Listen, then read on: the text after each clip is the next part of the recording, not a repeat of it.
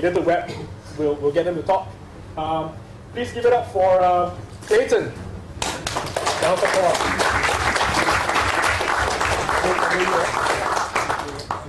I shall switch it. It's not a very embarrassing picture. Lucky. This guy curates his photos well. He's like, I noticed that, hey, there are some shots that I wanted to get, and it's all gone. I think we have more embarrassing shots last year than this year. I think we didn't do a good job at it. I just do something more, so, you know, cut me some slack. We'll make something. You switch it? Yeah. It's something that you can outsource to the volunteers as well. Give it up for Clayton.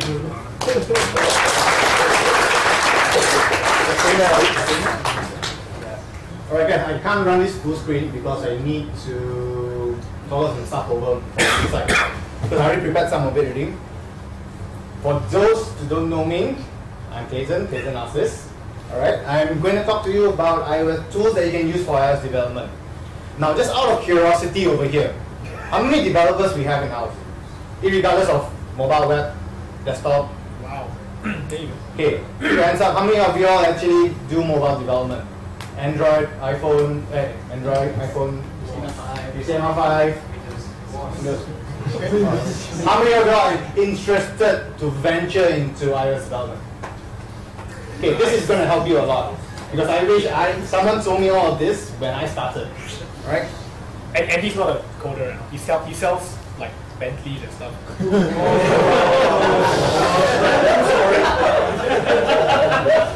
It's me a phone. Okay, I give you discount though. Right, personal contact details. You can contact me over here. What Alphabot does is we develop iPhone apps and as well Android apps as well. So most of the time it's just mobile development stuff. Don't ask me for Facebook apps and stuff like that. It's good. Yeah. Right, the first one that I'm going to introduce is, I have to sit down for this. She's for throughout the whole thing. Okay, the first one I'm going to introduce is DC Introspect. Now, what DC Introspect does is, it allows you to manipulate the views during runtime. Okay, in a normal development for iOS, you build the view first and everything, then you compile, then you install it into the simulator. Now try doing that every single time. You get very, very bored. It takes too long to build, and if you have something really, really huge, it just takes too much time.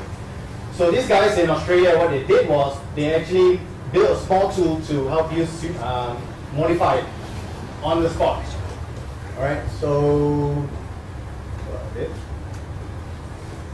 just in case you guys are curious, this is the long ass iPhone 5.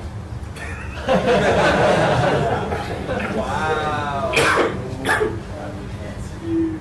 Yeah. Dude, that sounds so wrong. Alright. Please don't get so excited. Out of curiosity, is iPhone 5 in the home tonight? Like obviously I'm not going to tell you about an iPhone 5 right now. Yeah. Alright. For those who don't know, this is Xcode. This is what you use to build iPhone apps. This is the lowest as you can go already. So you can go lower than this level, it's going to be much more difficult, but this is the tool that they provide to you. And obviously this is the simulation. Now this is one of the demos that they actually provide. And in normal terms, you have two ways to build this. You can do it programmatically, that means you find the X position and the Y position and you put it in, or you can use Interface Builder, just drag and drop. But neither of the way still allows you to change position at any time you want.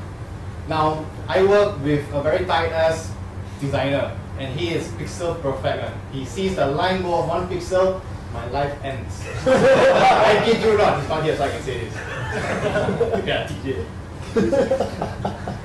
Alright, so it's just a very simple UI element over here. Okay. So if I want to move this whole element to the right, I need to write the code again and compile it again. And you keep doing that over and over and over and every day. That's actually very boring. So what they did was, they allowed you to do this. Click it in, I can move it out if I want to. It lets me know every single detail that I want. Okay. This is the better example. Okay, you can see the numbers, 20 and 21 on the top right. Now 20 means 20 from the top, 21 from the right, and allows you to just press it down. I know it looks kind of like, what the fuck? Screaming this doesn't really matter. But once you start to develop in it, then you're going to thank me for this. Because there's a lot of times where interface builders or the normal interface builders won't be able to give you the flexibility that you want. So you do it from scratch. You do it from very, very basic bones. And once you do that, every time any change, you need to change it manually. And that takes time. This just allows you to just change anything you want to change. Just move it around. That is one thing. Now the other thing is, sometimes you want to know what's actually behind this. What's the data that's actually behind this, the context of this information. Just press one keystroke P, and it prints out everything for you. Down by the tag, this is how you can identify views inside if you want to, frames, the transform, the auto resize mask, every single thing. And you don't need to look. I can see someone very happy. And everyone else is very lost. Because he knows my pain. You saved my life. He knows my pain. So it's actually a good find for this, and it helped us a lot in one of our previous projects. We were really grateful for this tool. You can see that there's a lot more other crap inside that. Is it free? Yeah.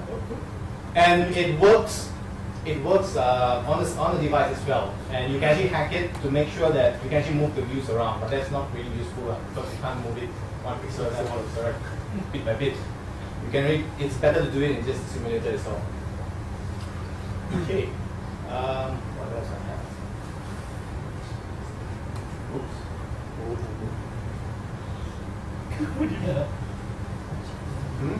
All right. So this lets you see every single box inside here.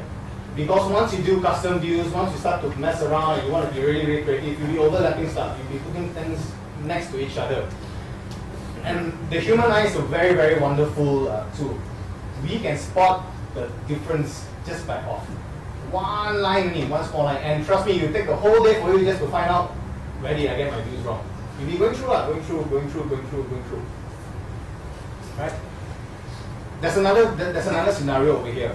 We don't know which one is actually opaque and not opaque.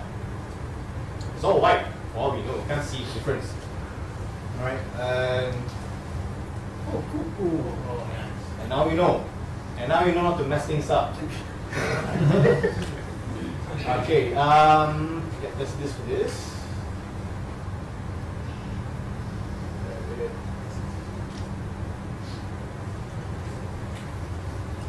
Okay, the next one, you're gonna like the name. It's called Pony Debugger. Called Pony Debugger. Yeah. All the bad memories are just flowing. All right.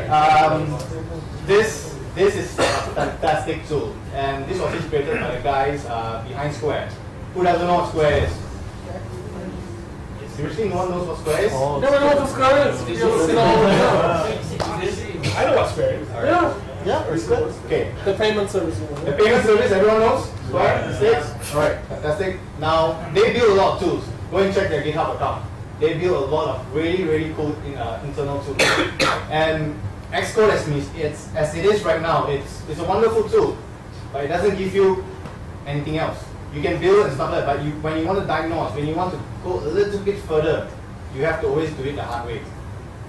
So what this does is this directs everything in your simulator to go through a proxy in your laptop and let you see every response that goes out. Everyone still okay? Right. We don't know what that means, so you're saying. Okay, so I'm sure you guys, this is one demo.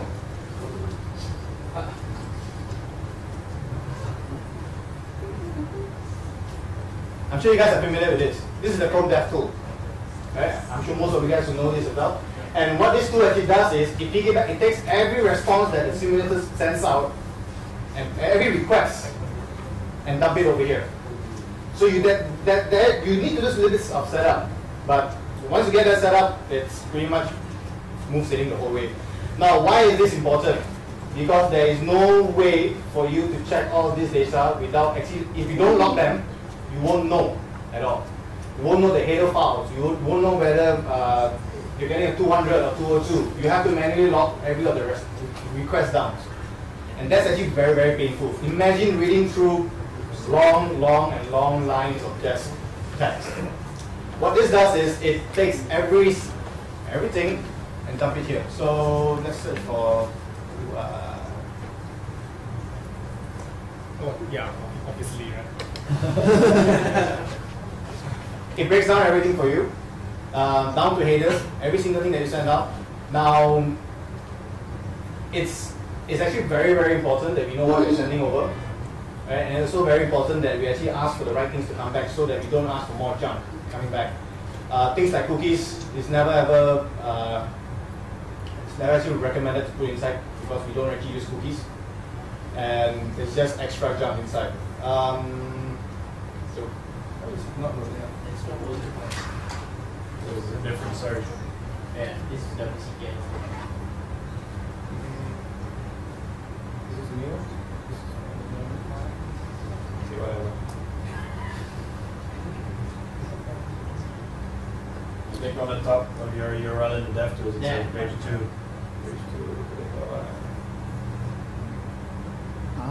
All right, so you got the right one. Sync with it. Yeah. Oh, it's web page, huh? Yeah, it figures every single thing over here. And if you look anywhere in Xcode, you will never find tools like this. Diagnosing HTTP requests is going to be a pain in the ass because there's no simple way to do it except by logging it, going through the request and see, shit, I actually missed something to put inside. I actually missed a comma. I actually missed a curly and or it will get to you at 3 AM in the morning and you'll be cursing. I mean, you're talking to yourself. I think bad memories. Oh, you have no idea. You have no idea. So, apart from that, apart from just getting all the requests, putting it all out, what else it does is, how am I going to explain this? Okay, there is a sort of a data encapsulation within Objective-C. It's called core data. It's what simulates. It's a data abstraction layer, and some people use it, some people don't use it, and it interfaces against SQLite. Now, as again, there's no browser for you to look through, and you pretty much have to lock down everything, or you build your own tools and you squeeze out. The girl at the end is giving me this funny face.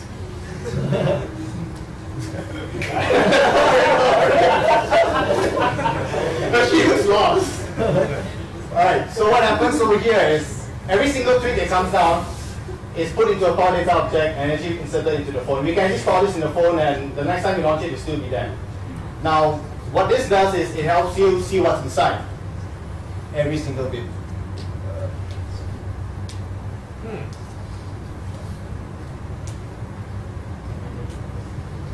Jangan jadi parasite.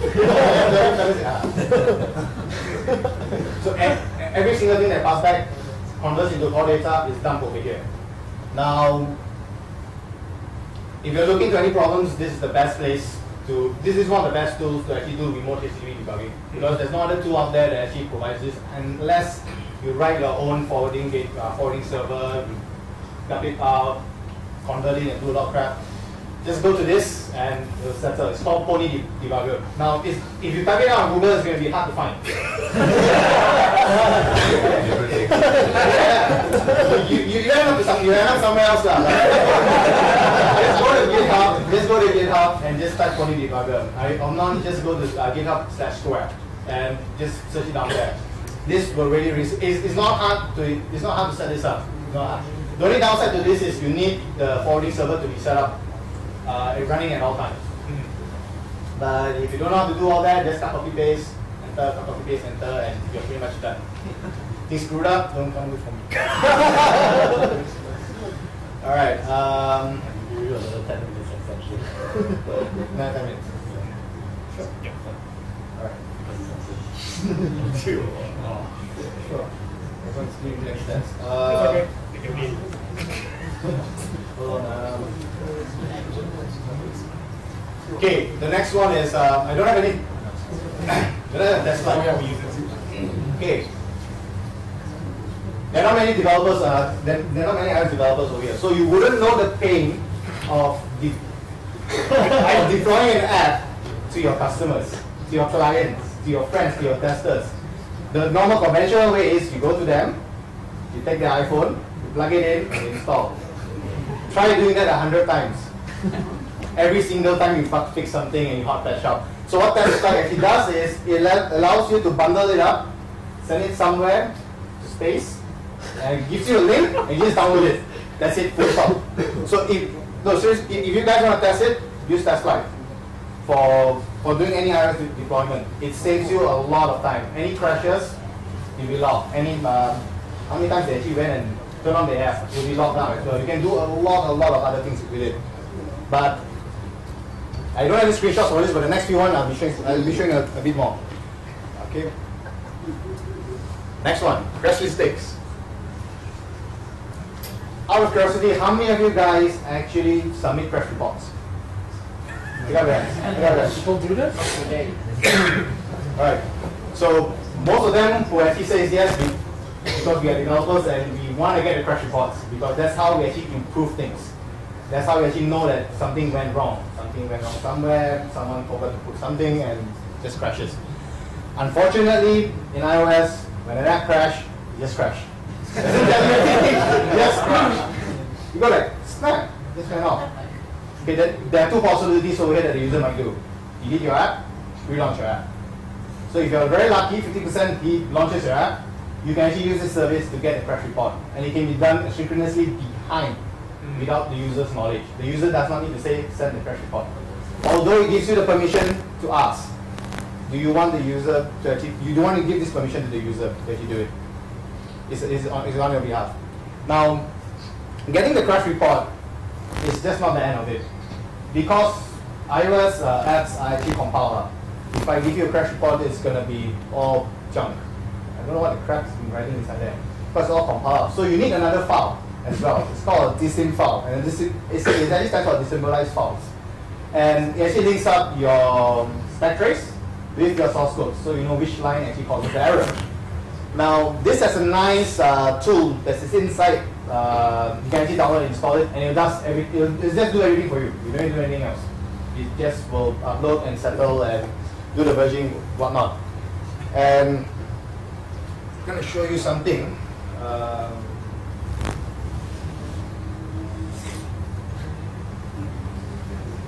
not getting something crash. Okay, this is how we app developers get the crash reports.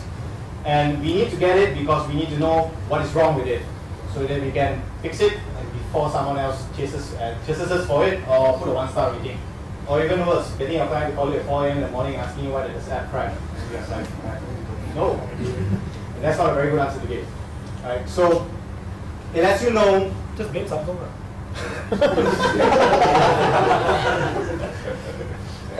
Easy. Alright, it lets you know how many users are affected to the crash. You might have a particular crash that only affects a certain segment of the user groups. They might be running on iOS 3 on the 3GS. Then crashes happen, you probably just want to ignore it because you probably don't want to support them anymore because you want to move forward. So you need all this kind of information so that you can plan for your fall coverage. Who's using DS? Alright. Every second. Look back the phone. So this is, it lets you know the number of crashes, lets you know how many users are affected with it. And this is one of our production data. Cool. That's pretty cool. Alright. Paid? Is it paid? It's free right now. Shit balls. No way. Amazing. Yeah. Amazing. But it's in beta. It's in beta. It can be buggy at times. It can be buggy at times, and it can be very, very frustrating. But most of the time, I cross my finger and I wish it. So what do you do in crash these crashes? Turn off and just go back to sleep. All right. So if you drill inside into the bug, and you can actually see that the user jailbreak the device. Right. This is important because if they jailbreak the device and they cause a crash, there's two things there's two things. It's a legitimate crash, or they could be screwing around with your app, and you don't want that. You guys know why? Right? Because then the next thing you know, you'll see your app on installers. You see your app, your things, yeah, seriously, because that's how they actually will try to crash. They will try to crash your app in the hope that you dump some important information out. And so they can get those information and exploit against you. So it's a preemptive method to know that, hey, someone is doing something funny, I should find another way. If you don't get this information, the only way for you to know is your friend will tell you like, hey Clayton, this app you're building, right, this game, I can download free and install this. You're screwed. You're screwed. Right. Then you say, but it's free on the store.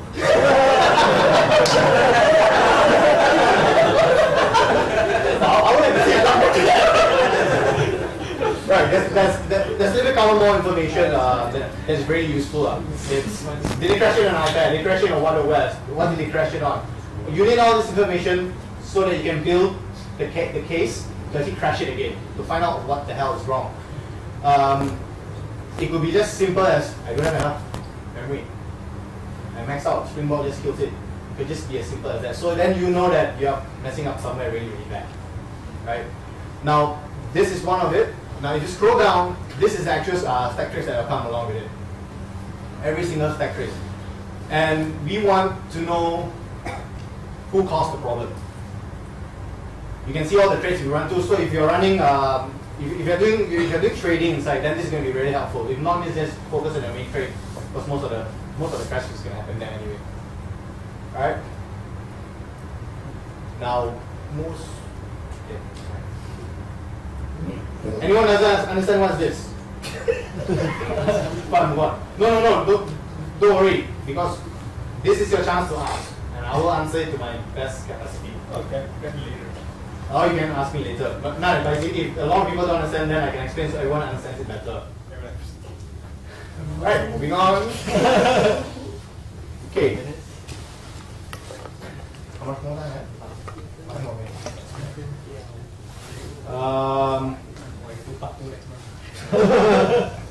Okay, this is so sometimes you want more data. Stack trace itself won't really help you because you know what line causes the error, which line of code causes the error, but what are actually the variables that actually went in? Crap, no one told you that. So you're probably going to try every single possible combination you can.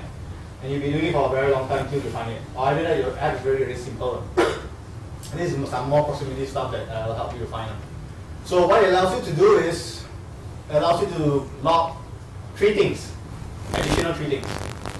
The user's email, in case you need to contact them. The logs in the app itself. You want to collect them because you want to know what happened before the crash, what actually causes the crash, and most importantly, the contextual information, the variables that actually causes this crash. You could actually just dump it all in. So with all this, with the last 2 information, you can pretty much zone down the possibility of what causes this crash, and it saves you a lot of time to sit down there and diagnose. This means you have more time to fix the problem, and you spend less time to diagnose it. All good? All right. Quick question. I'll save it later. Okay. All right. There are 2 more slides over here, and it's. You're milking it. You want me to continue? Oh, I just started. Wrap it up. All right. Who hasn't heard of mixed panel before? Who hasn't heard? So a lot of people hasn't. Okay, now what mixed panel does is it's an analytics site. Something like Google Analytics, except that you get the raw data. You get the raw thing, and you need those kind of information. Because raw data helps you manipulate it. Google, I don't know whether you can export things out to Google Analytics or not. Correct me if I'm wrong over here. But with mixed panel, everything within the app, you can log it down. So each time a user presses this button, I log it down. Each time the user swipes something, I log it down as well. All this information, you take it up. and you dump it, just dump it over here. It's actually a paid service. It's actually a paid service. It's $150 a month to use this.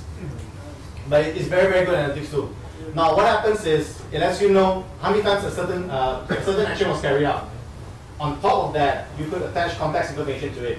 How many times a certain person with these certain properties actually do something. So one of the many use cases that we have is because we deal a lot with clients. We deal a lot of clients, and sometimes we need to track which iPad has the most sign up, which iPad has the least sign up, so we know who is not doing their work. So let's see the app launch. Now within the app launch itself, I can see the identity, and I can see over here which iPad launches the most. And it's just very, very simple information. It looks simple, it sounds very simple, but once you apply it to every single action that the user does, just imagine the number of things that you can actually measure. And bear in mind, these are raw data, and you can actually just export it out. You're getting the lowest form of data, and you can manipulate it. Put it in your own reporting system, do what you need to do with it. But this is the basic, bare stuff. Right? Another cool thing, I won't go through the rest of it. Another cool thing is, whatever your user does, you get to see it real time. Every single thing that they do in the app. Be very afraid, because app developers monitor app users a lot. We monitor you guys a lot. You have no idea. Is this even legal? It's legal. Alright, the reason Oh, entering the account number. Oh, cool. You agree to do that. Alright. Yeah, so let's say for example, you start getting out data, credit card data, stuff like that, Apple will not let that app go through unless you get it a copy of your one. But apart from that, it's safe. So don't worry, they're not checking who you're stalking a lot on Facebook, who you're stalking a lot on Twitter and stuff like that. No one's gonna publish those data. Because most of the time it's just used incidentally. Yeah. This would be much more nicer if you have 2,000 people using your app. Just sit down there and just watch. It's just like a musical layout like that. Yeah, it just comes in and it's just very, very colorful. So it has names. Alright, To rush through the other slides. yeah. Okay, last one. Now, this is the mind, for those who are starting out app development, this is the mind map to help you to test your apps before you give it out to clients or what. You probably can't see it right now. I'll share this. I'll share this on the webcam. On the webcam group. It covers most basic stuff and More. yeah, more. Yeah, it helps a lot. It helps a lot. You could improvise it, branch it out, make sure you do your own checkings if you need to. Just sharing with you guys. Like a thing for Android. Oh. Alright, that's it, folks. Awesome. Done.